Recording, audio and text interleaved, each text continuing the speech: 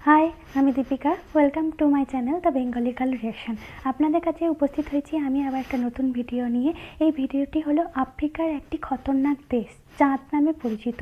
সেই দেশটিকে খতরনাক বলা হচ্ছে কেন, চলুন দেখা যাক।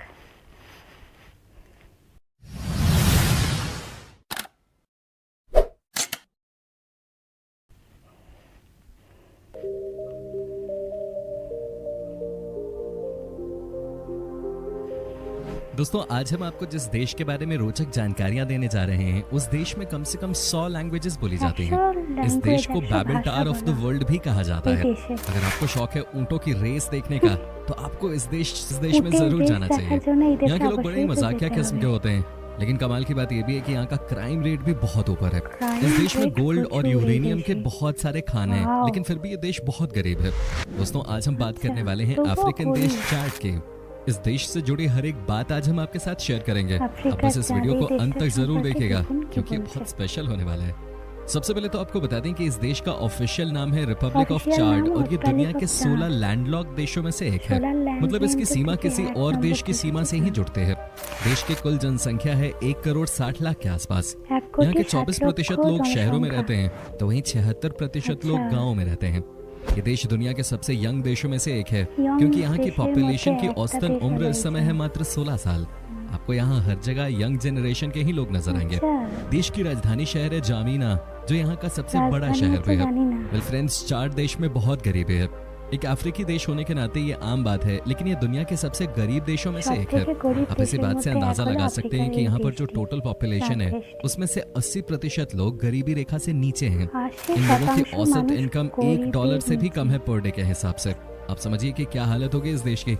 तभी तो कहा जाता है कि इस देश में बहुत सारी समस्या है और गरीबी को खत्म करना बिल्कुल भी संभव नजर नहीं आ रहा। दोस्तों आपको नहीं लगता कि इस देश का नाम बहुत अजीब सा है? क्या आपने भी इस बारे में सोचा कि इसे चाड क्यों कहते हैं? दरअसल अफ्रीका की दूसरी सबसे बड़ी झील का नाम भी चाड है और उसी झील के नाम पे इस देश का नाम पड़ गया। ऐसे नाम में क्या रखा है ना, झील 4 देशों के 2 करोड़ लोगों के पीने के पानी की आवश्यकता को पूरा करते हैं। चाड देश का 70% हिस्सा रेगिस्तान है। इसी वजह से इनके लिए खेती करना नेक्स्ट टू इम्पॉसिबल है। लोगों के पास रहने के लिए और अपना गुजारा करने के लिए 30% लैंड ही है जिसका कि वो इस्तेमाल करते हैं। यहाँ पर जिंदगी काटना इतना आसान काम नहीं है। जिस देश में आप न तो खेती कर सकते हैं और नहीं आपके पास करने के लिए कुछ और है, जाहिर सी बात है वहाँ की स्थिति खराब तो होगी। तो फ्रेंड्स, किसी भी देश की इतनी बुरी हालत क्यों होती है, इसकी एक ही वजह है और वो है करप्शन। कहा जाता है कि चाड देश में कोई भी काम ऐसा नहीं है जो कि बिना पैसे लिए किया जाता हो। यहाँ पर हर काम के लिए लोगों को अंडर द टेबल मनी देना ही पड़ता है। यहाँ लोग बिंदास करप्शन का हिस्सा बनते हैं, हर चीज के लिए पैसे मांगते और देते हैं और यहाँ पर किसी को किसी भी चीज का डर भी नहीं है। यहाँ कानून सिर्फ कहने के लिए है, सब अपनी सहूलियत के हिसाब से कानून का पालन करते हैं। कहा जाता है कि यहाँ के कुछ नेता भी इस तरह के कामों में इन्वॉल्व हैं जिससे देश आगे नहीं बढ़ रहा।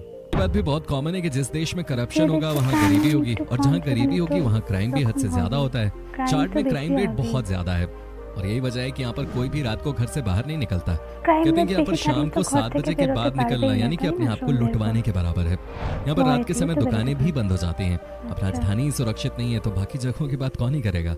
आप इसी बात से ये अंदाजा लगा सकते हैं कि ये देश कितना पिछड़ा हुआ है कि यहाँ पर हर 23,600 लोगों के ऊपर सिर्फ एक डॉक्टर होता है। आप सोचिए यहाँ की क्या मेडिकल कंडीशन होगी। ये देश जैसे तैसे ही चल रहा है, यहाँ पर कुछ भी प्लान नहीं कर सकते क्योंकि सब उल्टा पुल्टा चलता है। यहाँ वो भी एक बार बड़ी बीमारी की चपेट में आया, उसका बचना चाड देश में किसी जादू से कम नहीं है।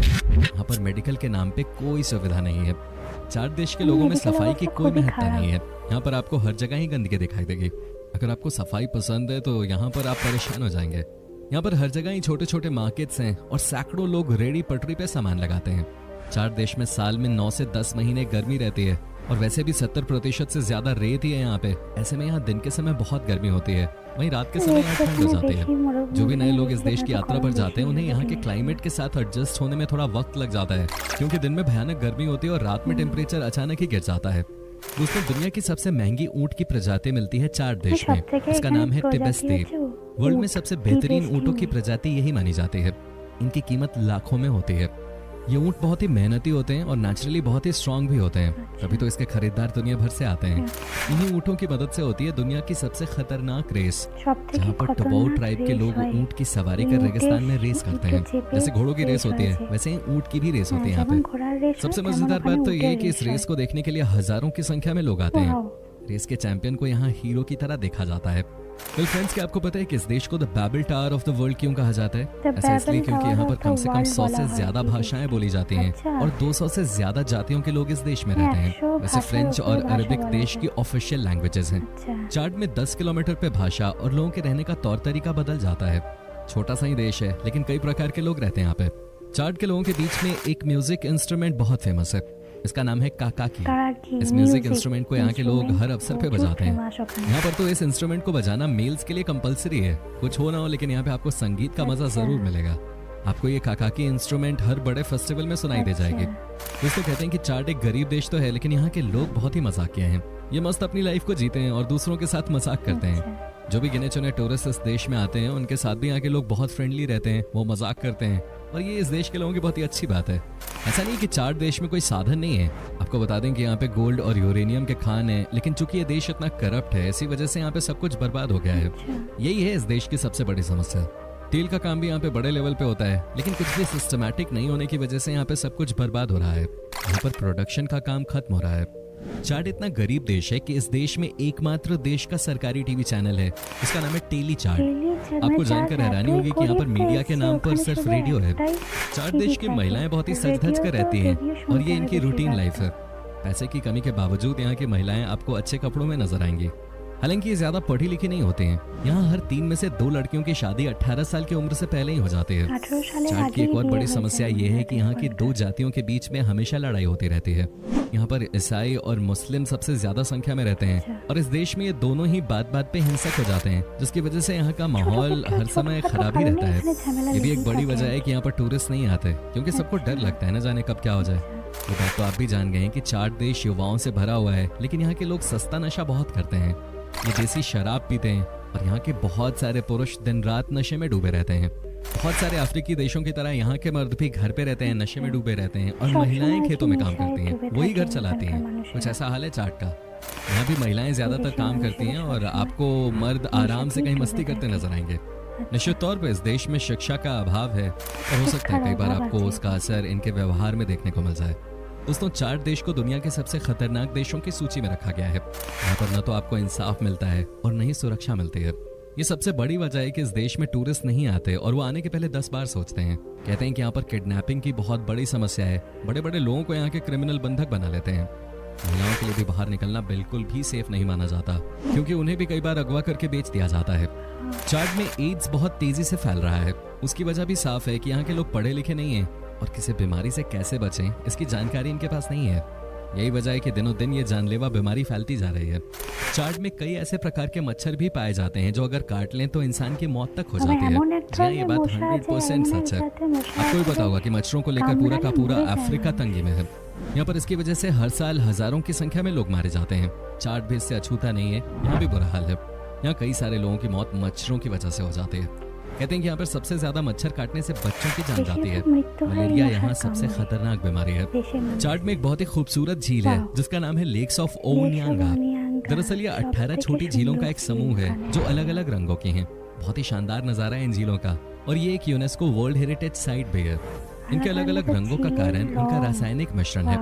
चार्ट का बॉर्डर सूडान से भी मिलता है और यही वजह है कि यहाँ पर सूडान देश से भी बहुत सारे लोग आकर बस गए हैं। तकरीबन 3 लाख लोग सूडान से यहाँ आके रहने लग गए हैं। ताकि सूडान की हालत इस समय इस देश से भी ज्यादा खराब है। चार्ट तो स्ट्रगल कर ही रहा है, ऊपर से सूडान। चार्ट में कई ऐसी यूनिक ट्राइब्स हैं जो कि आज भी घने जंगलों में रहती हैं। आज भी उनके पास न तो फोन्स हैं और न ही बाकी कोई और सुविधा। इन लोगों को कुछ भी नहीं पता है कि आखिर में बाहर की दुनिया होती कैसी है। तभी तो कहा जाता है कि यहाँ पर सब कुछ अलग ही है। वैसे यहाँ के जो लोग शहरों में रहते हैं वो भी इस बात को जानते हैं कि देश कितना पिछड़ा हुआ है। दोस्तों आपको ये भी बता दूं कि इस देश में बाजरे के बेर की सबसे ज्यादा डिमांड है। ये सस्ते में तैयार हो जाता है और इसलिए यहाँ पे बहुत पॉपुलर है। इस बेर को यहाँ के लोकल मार्केट्स में बड़े लेवल पे सेल किया जाता है। तभी तो यहाँ के लोग नशा करते हैं दिन भर और मस्त बैठे रहते हैं। इन्हें कोई फर्क नहीं पड़ता कि इनके साथ आगे क्या होगा। चार्ट के लोकल लोगों के बीच में फिशिंग का बहुत ज्यादा क्रेज है। ये झील से मछली को पकड़ते हैं और उसके बाद मार्केट में बेच देते हैं। इस काम से भी कई लोग अपना घर परिवार चला रहे हैं। हालांकि इनके पास इतना भी सी फूड नहीं है कि ये किसी और देश को एक्सपोर्ट कर सकें। चार्ट में central African CFA Frank currency चलती है जिसकी वैल्यू भारतीय रुपए से भी कम है। लगभग 7 सेंट्रल एशियन CFA फ्रैंक मिलाकर 1 भारतीय रुपए के बराबर होता है। दोस्तों उम्मीद करते हैं कि आपको हमारी आज की वीडियो जरूर पसंद आई होगी। हमें नीचे कमेंट करके जरूर बताएं कि आज की वीडियो में आपको चार्ट की कौन सी बात सबसे ज्यादा अजीब लगी। क्या आप कभी गए हो चार्ट, और अगर गए हो तो आपका एक्सपीरियंस कैसा रहा, ये भी हमारे साथ शेयर जरूर कीजिएगा।